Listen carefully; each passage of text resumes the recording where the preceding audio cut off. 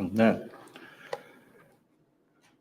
Our study this evening is to begin with chapter 13 of our study in the book of Revelation.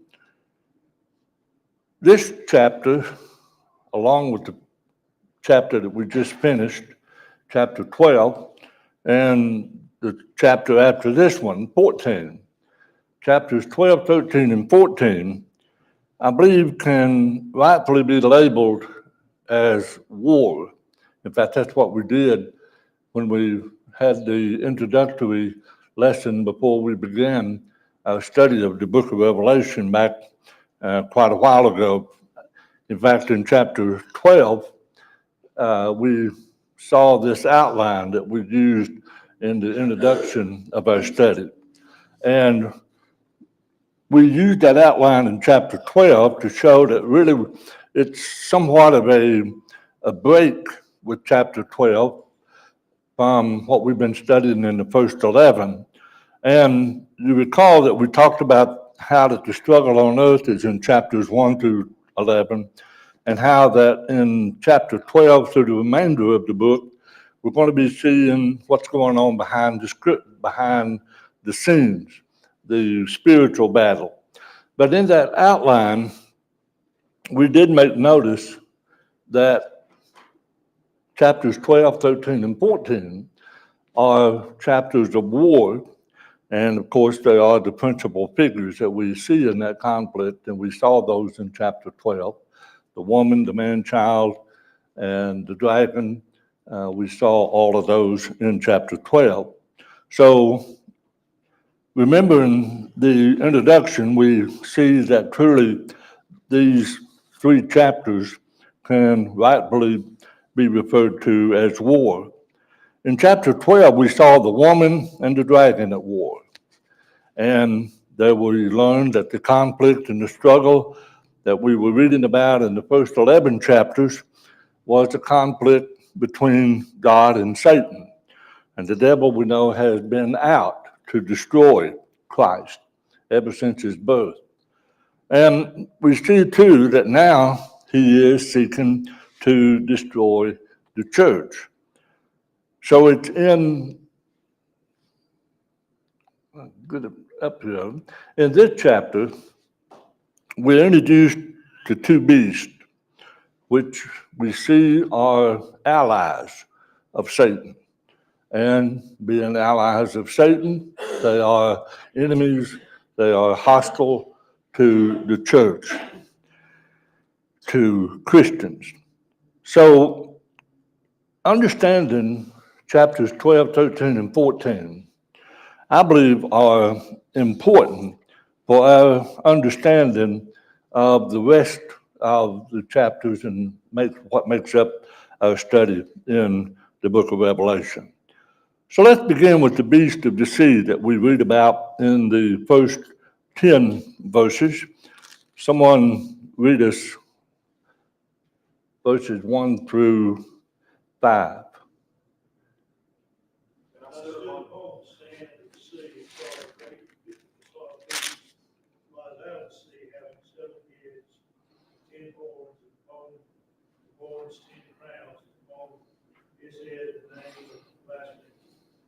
The beast which I saw was like to the leopard, his feet were as the feet of a bear, his mouth as the mouth of a lion.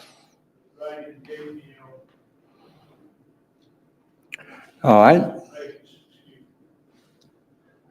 And go ahead, someone, and read us the remainder. Gave him his power and his seed, great authority. I saw one of his heads, as it were, wounded to death. His deadly wound was healed, and all the world wondered after the beast. They worshipped the dragon and gave power unto the beast. They worshipped the beast, saying, who is like to the beast, who is able to make war with him? There was given unto him the mouth speaking great things and blasphemies. The power was given unto him to continue 42 months. All right. So we see here the question obviously becomes who or what is this. Just read the first 5 verses. Oh, did you? I'm sorry. Let's go back and someone read us those verses 6 through 10. I'm sorry. He opened his mouth and blasphemed against God, blasphemed his name and his tabernacle, them that dwell in heaven. It was given unto him to make war with the saints, and to overcome them. And power was given him over all kindreds, tongues, and nations. And all that dwell on the earth shall worship him, whose names are not written in the book of life of the Lamb slain from the foundation of the world. If any man have an ear, let him hear. He that leadeth into captivity shall go into captivity. He that killeth with the sword must be killed with the sword. Here is the patience and the faith of the saints. All right. So, in what we've seen in these 10 verses, who is this, who or what is this beast of the sea? We know that beast was used by Daniel, and he used them to symbolize in chapter 2 of Daniel and also in chapter 7 of Daniel. The 4 great world powers, the world kingdoms. Remember in chapter 2, he interpreted the dream of Nebuchadnezzar of the great image and said that Nebuchadnezzar was the head of gold, which of course would be the Babylonian kingdom. But he made specific mention that these are 4 kingdoms. And of course, between that and where we read in verse 44 of chapter 2, where the God of heaven would have set up a kingdom that shall not be destroyed, and that would be in the days of the 4th nation, the 4th king, then we find that that carries on into chapter 7. So, someone read us chapter 7 of Daniel, verses 2 through 8. Daniel spake and said, I saw my vision by night, and behold, 4 winds, and the heavens strode upon the great sea. And 4 great beasts came from the sea, diverse one from another. The first was like a lion, and had eagle's wings, and I beheld till the wings thereof were plucked, and it was lifted up from the earth, and made stand upon the feet as a man. And a man's heart was given to it. Behold, another beast, a second, like to a bear, and it raised up itself on one side, and had 3 ribs in the mouth of it, between the teeth of it. And they said thus unto it, Arise, devour much flesh. After this I beheld, and lo, another like a leopard, which had upon the back of it 4 wings of a fowl. The beast had also 4 heads, and dominion was given to it. After this I saw in the night visions, and behold, a 4th beast, dreadful and terrible, and strong exceedingly, and it had great iron teeth. It devoured and brake in pieces, and stamped the residue with the feet of it. And it was diverse from all the beasts that were before it, and it had 10 horns. I considered the horns, and behold, there came up among them another little horn, before whom there were 3 of the first horns plucked up by the roots. And behold, in this horn were eyes like the eyes of man, and a mouth speaking great things. All right. So, interesting reading, isn't it? Compared to what we've just read here in Revelation 13. Interesting and also very similar. So what we're seeing here is that Daniel's 4 beasts symbolized, as we said a moment ago, 4 great world powers or kingdoms and their rulers. And we see that Daniel's beast, they came up out of the sea as well, as we recall there in verses 2 and 3. Daniel spoke and said, I saw in my vision by night, and behold, the 4 winds of the heaven strove upon the great sea, and 4 great beasts come up from the sea, diverse from one another. So Daniel's beast was similar in that it came up out of the sea. His, of course, were 4, whereas we're looking at here in Revelations 12, or 13 rather, just a single beast. But again, both of them, whether Daniel or whether John, the beast came up out of the sea. And the sea is something that sort of represents humanity, it could represent society. And we know that the sea is very frequently found, mentioned of in Revelation. We saw it in chapter 8 and verse 8. We saw it in chapter 10, verses 2 and 8. We saw it in our study of chapter 12, in verse 12. And now we're seeing it here in chapter 13 and verse 1. We'll see it later on in the 20th chapter and also in the 21st chapter. So it seems that the sea does represent society or humanity. And we find that Daniel's fourth beast was the Roman Empire, as we said, going back to chapter 2, where there he interprets the dream of Nebuchadnezzar. So Daniel's fourth beast, being the Roman Empire, that power that was in effect at the time that God set up his kingdom, then everything about this beast of the sea fits the Roman Empire. And really, more in particular, it fits what we find in Domitian, who was the ruler, one of the Caesars of that day and time. Let's go back and look at Daniel chapter 7 and verse 23. Yeah.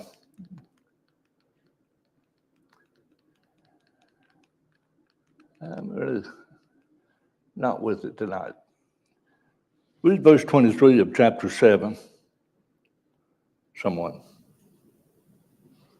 Thus he said, the fourth beast shall be the fourth kingdom upon earth, which shall be diverse from all kingdoms, and shall devour the whole earth, and shall tread it down, and break it in pieces. So again, the fourth beast is what Daniel is referencing here. And if we keep it in mind concerning the interpretation in chapter 2, we see that truly everything in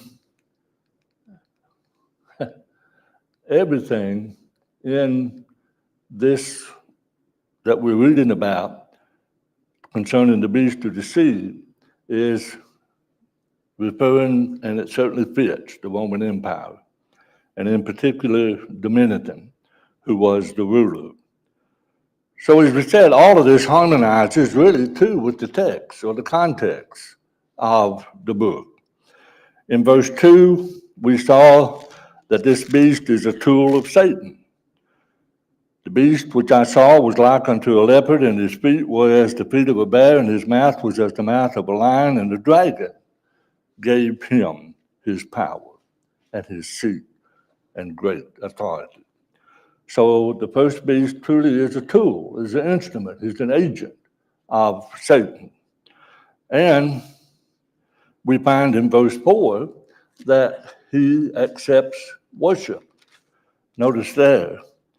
And they worshiped the dragon, which gave power unto the beast, and they worshiped the beast, saying, who is like unto the beast, who is able to make war with him.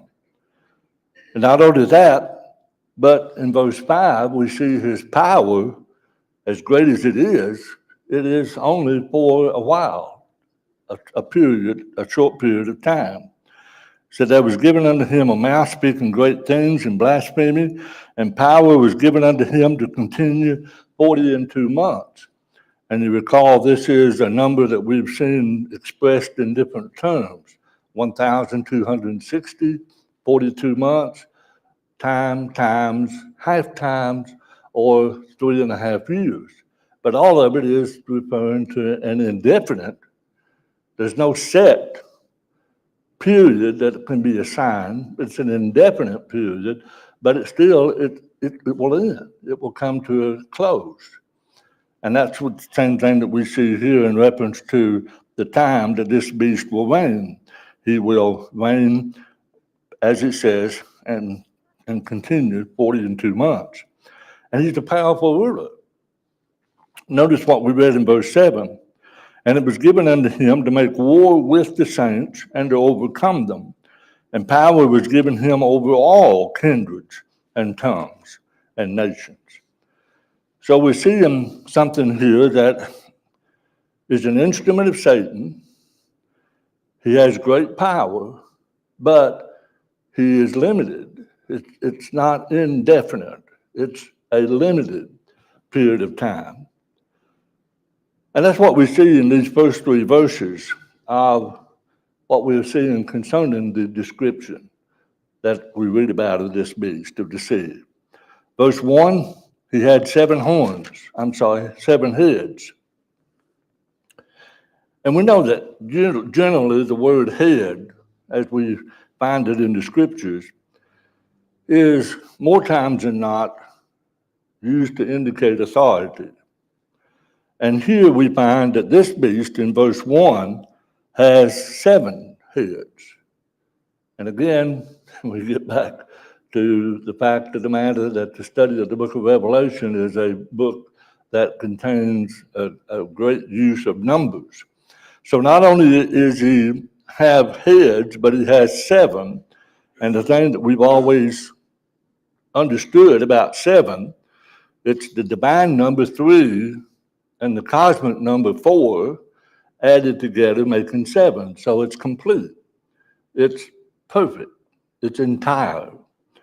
And so the 7 means complete. That means the authority, if the head has reference to authority, if he has 7 heads, then he has complete, he has absolute authority. He has great power, this beast has. And not only that, but he said he has in verse 1, 10 horns.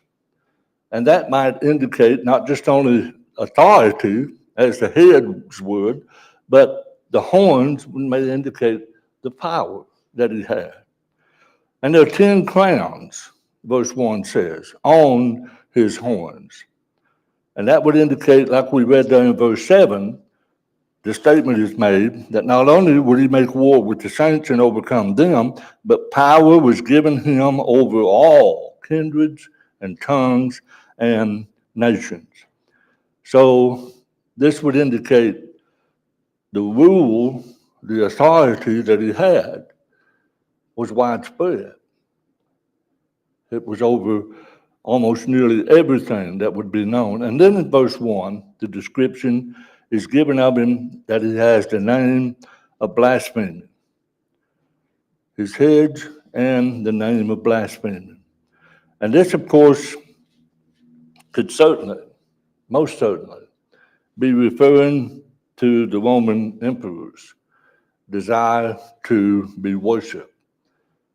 They wanted to be called Lord. Caesar. Caesar is Lord.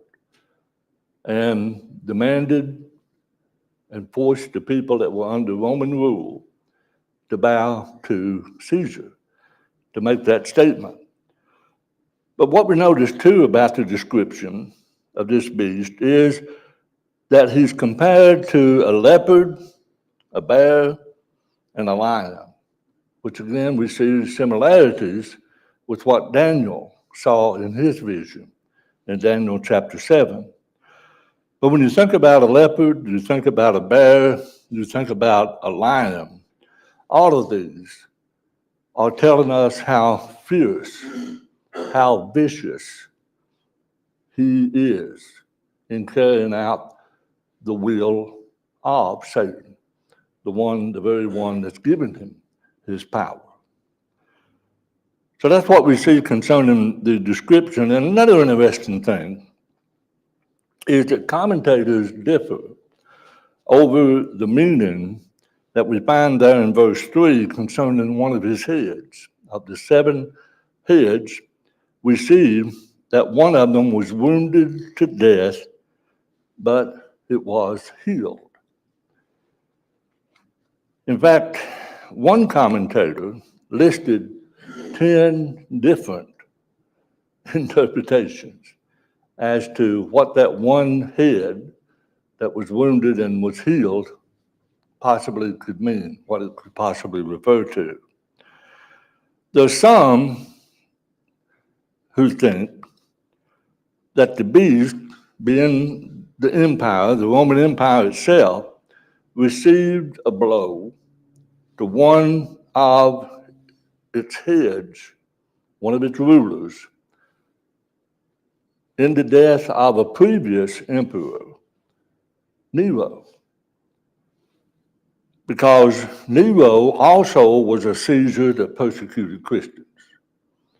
And Nero also, in his persecution of Christians, after Nero passes from the scene, Domitian picks up where Nero left off. And really, as the statement is made, Domitian followed Nero. So it could be, as I've said, there are a lot of interpretations, a lot of ideas that are concerning just what is this head that was wounded and was healed. Some think it's the fact of Nero being put to death, and he persecuted Christians, but then Domitian rose to reign as a Caesar, and he picks up persecuting Christians where Nero left off. So, that's a very limited perception of what this beast is concerning this head that was wounded. But like I said, one commentator said there was at least, he quoted 10 different possible explanations for it. And that happened to be, Sid and I were talking about a couple of weeks ago, I think last week, he made mention about Homer Haley has a commentary on Revelation, and I believe it was him that made reference that there were 10 other possible interpretations as to what this head that was wounded and was healed has reference to. So, in the description, it's pretty terrible description. An agent, a tool of Satan. Satan is giving him its power. Its power is to overcome Christians, but also power to have influence over every kindred, nation, and tongue. So when we think about that, we realize that the Roman Empire in its day did rule all of the known world at that time. And so, again, that's why I'm saying that this beast and what it could possibly represent, certainly Roman Empire fits the description, and in particular, Domitian, with the persecution that he brought upon Christians. Certainly it harmonizes all very well. Another thing we saw in talking about this beast was in the latter part of verse 3 and verse 4, where it says that all of the world wondered after the beast. And then verse 4, they worshiped the dragon which gave power unto the beast, and they worshiped the beast, saying, who is like unto the beast? Who is able to make war with him? So as far as the followers, and if you go down and look at verse 8 of what we read, all that dwell upon the earth shall worship him, whose names are not written in the book of the life of the Lamb, slain from the foundation of the world. So all of the world, we saw in verse 3, and all that dwell upon the earth, in verse 8, would be truly the majority of people that would be within the Roman Empire.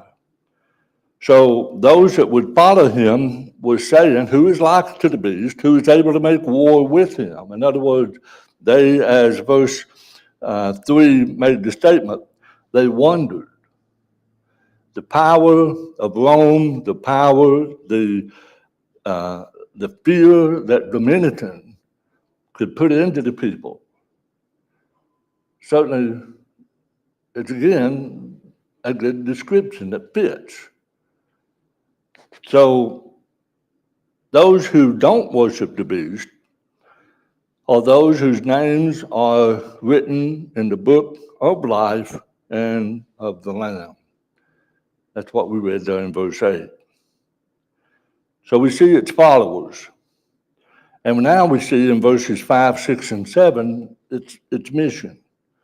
What's it to accomplish? What is it to do? Well, the beast spoke blasphemies against God, against his name, his tabernacle, and those that dwell in heaven. The angel which I saw, and those that were given unto him mouth speaking great things and blasphemy. Power was given unto him to continue 42 months. He opened his mouth in blasphemy against God, to blaspheme his name, his tabernacle, and them that dwell in heaven. And it was given unto him to make war with the saints and overcome them.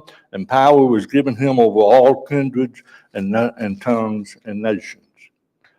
So Domitian, again, certainly, one of the Caesars of Rome, he certainly blasphemed the name of God. When he was the Caesar, Josephus and other historians who lived during the days of the Roman Empire stated that Domitian wanted it understood and wanted it stated that he was the supreme Lord and God. And he demanded that everyone in the empire that Rome had any influence and control over was to say that he is Lord. Not Caesar, but Lord. And when you think about this, and we've read what we've read about Daniel in Daniel chapter 7, you recall that it's in Daniel's vision that he has of the four beasts that the fourth kingdom was described, and we read this verse just a moment ago in chapter 7, verse 25. But let's read it again, because again, it fits what we're reading here in Revelation 13. Daniel says of this fourth kingdom, he shall speak great words against the Most High, and shall wear out the saints of the Most High, and think to change times and laws. And they shall be given unto his hand until a time and times and the dividing of times. So see, there's that same period of time that we've seen. Here in Revelation 13, it's stated that it will be until 42 months. But that same is time, and half of times, which is 3.5 years, which is the same thing as 1,260 days. So we see the connection between Daniel's fourth kingdom, which we understand very clearly from chapter 2 of Daniel, is the Roman Empire, the world power that was in effect at the time that God set up his kingdom. And now we're seeing further talk that Daniel is given about this fourth kingdom here in chapter 7, and it fits what we're reading here in verses 5, 6, and 7 of Revelation 13. Here is one who speaks great words against the Most High. That's what Daniel says. He'll wear out the saints. And all of this, he says, is until a time and times and dividing of times. Time, times, and half times. And so what we're seeing here in Revelation 13 is his mouth, he speaks great things, verse 5, blasphemies. He opens his mouth in blasphemy against God, to blaspheme his name, his tabernacle, them that dwell in him. He makes war with the saints and overcomes them. So very, very similar to what we see here in Daniel 7. And again, it emphasizes to me how, had we not been made mention of the things that Daniel prophesied, we would be incomplete and total darkness as to what we're reading here in Revelation 13. But because Daniel has made the statements that he has, all of this helps us to see that, yes, the more we understand the Old Testament, the better we are at being able to make our study of the book of Revelation, because the language and the wording is to be found there, and we can make application of it there, then we can see the possible understanding of it in Revelation chapter 13, and or any of the things that we read about in the book of Revelation. But again, going on concerning its mission, the beast's work, as we said, is limited. It's limited to 40 and 2 months. And again, let me emphasize, this is the same period of time that we saw in chapter 12, verse 6, when it mentioned 1,203 days. It's the same period of time that we saw in chapter 11 concerning the 42 months, or the times, and halftime. We saw that in chapter 11 and in chapter 12. And then whenever we have studied it, we've always wanted to understand that this period of time is not to be taken literal 24-hour day of 1,260 days, 3.5 years, or whatever, but it's simply referring to an incomplete and indefinite time period. But it's a period of time that has an end. It's not going to be continuous. There is an end coming, and that's what we're seeing here in reference to this first beast. He has great power. He's going to overcome the saints. He's going to have great power over every kindred and nation and tongue. But he's not going to continue to have this power right on and on and on. It's for an indefinite period of time that will come to an end. So the beast, we know, is given his authority from the dragon. We saw that in verse 7. And this, of course, as we've said, it makes the beast a tool. He is an agent of Satan. And his purpose is to make war, to persecute the saints, that we saw very clearly in verse 7. And the authority of this beast as a world emperor is over, as we said, all kindred and tongues and nations. And again, let's be reminded that in the heyday of the Roman Empire, Rome ruled over all of the known world in its day. In fact, if you read the book, The Fall of Rome, that's one of the things that they attributed to the downfall of Rome. It had captured so many nations, so many different cultures, so many different languages that they just couldn't hold it together.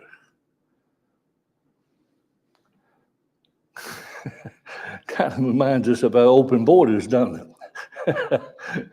But in all seriousness, that was one of the things, because Rome had spread itself to such a vast span of land and conquering countries, that there were so many nationalities, so many cultures, so many languages, that it became to be difficult to rule and to control.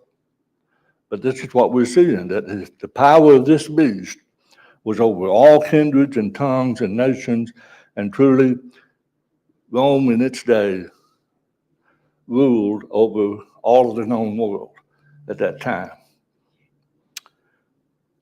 But then when we look at verse 9, we see the destiny. It says, if any man have an ear, let him hear. He that leadeth into captivity shall go into captivity. He that killeth with the sword must be killed with the sword. Here is the patience and the faith of the saints. So what is the destiny of this beast? Regardless of its power, regardless of its authority, regardless of the scope of its rule, He's going to be defeated. And really, it can't be said any plainer than what we read there in verse 10. He that leadeth into captivity shall go into captivity. And this is having reference to Rome, to its ruler, be that Dominican or whoever. He that leadeth into captivity will go into captivity. He that kills with the sword must be killed with the sword. And for John and for the people, for the Christians that John is writing this letter, for the Christians that will receive this letter, to understand that statement will give patience and faith to the saints. In fact, I like the English Standard Version of this latter part of verse 10. Here is a call for the endurance and faith of the saints. See, this is the entire point. This is the entire purpose of the book of Revelation. Is to give endurance, to give faith to those Christians, because they're having it hard. They've got a ruler that John is seeing in a vision that's described like a leopard, a bear, and a lion. You know, I wouldn't want to go up against any one of those, just one. But here is a ruler that is described as all three. What kind of a chance do you think you're going to have? Not much. So, any questions on the first 10 verses? The beast that has come up out of the sea, that has been given its power by Satan.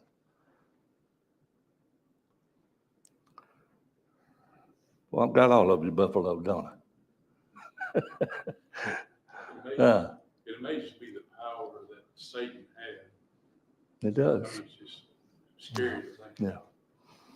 That's why I say we don't never need to overestimate them, but we don't need to underestimate them either. We really don't.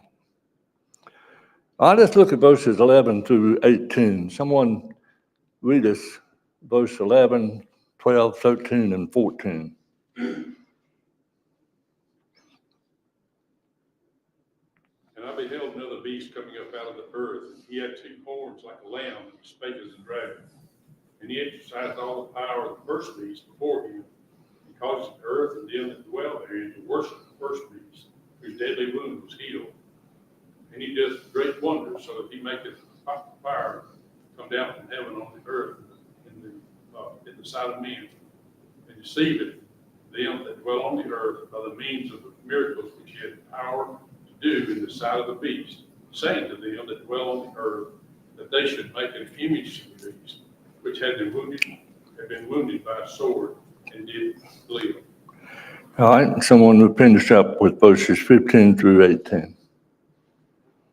He had the power to give life unto the image of the beast, that the image of the beast should both speak, and cause that as many as would not worship the image of the beast should be killed. And he causeth all, both small and great, rich and poor, free and bond, to receive a mark in their right hand or in their foreheads. And that no man might buy or sell, save he that hath the mark, or the name of the beast, or the number of his name. Here is wisdom. Let him that hath understanding count the number of the beast, for it is the number of a man, and his number is 666. All right, we've already had a bell to ring, so we're not going to get very far with looking at what we've read in this verses concerning the beast. But obviously, as it was with the beast that come up out of the sea, now here the beast comes up out of the earth. So again, the question, who or what is this beast of the earth? But in the case of this one, there are two things that helps us to identify who this or what this beast is. In verse 12, he works under the authority of the first beast. That we see that he exercised all the power of the first beast before him and caused the earth and them that dwell therein to worship the first beast, whose deadly wound was healed. So he works under the authority of the first beast, and we see that his mission is to enforce the worship of the first beast. Look, we see that in verse 12 that we just read, for them to worship the first beast, and then down again in verse 15, he had power to give life unto the image of the beast, and the image of the beast should both speak and cause that as many as would not worship the image of the beast should be killed. So these are two things that helps us to get a little bit better of a hold onto who or what this beast is. He operates under the authority of the first beast, and he enforces worship to the first beast. So this helps us to consider that this beast, in all probability, represents an arm of the Roman government that was used to force the citizens of the empire to submit to emperor worship. In fact, Ray Summers, in his book, Worthy is the Lamb, said all of these characteristics seem to identify the second beast as the community or the concilia set up in Asia Minor to enforce the state religion. So it was not enough for Domitian or any Caesar, for that matter, to demand worship. He had to have those that were willing to enforce this worship for him. He's not going to be able to do it single-handedly. So here now we see the second beast. He operates under the authority of the first beast, but he's enforcing the worship of the first beast.